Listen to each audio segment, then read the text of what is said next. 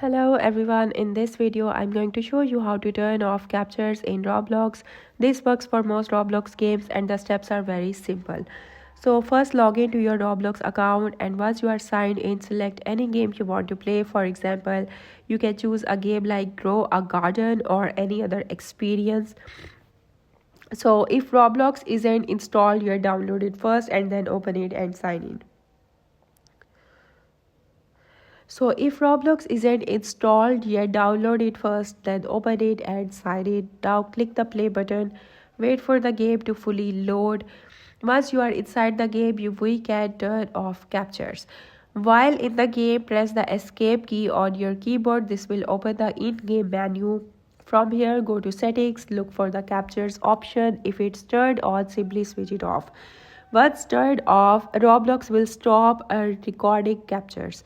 In some Roblox games, the layout is slightly different. If you don't see the settings menu, click the three lines icon in the top left corner, look for captures, toggle it on or off from there.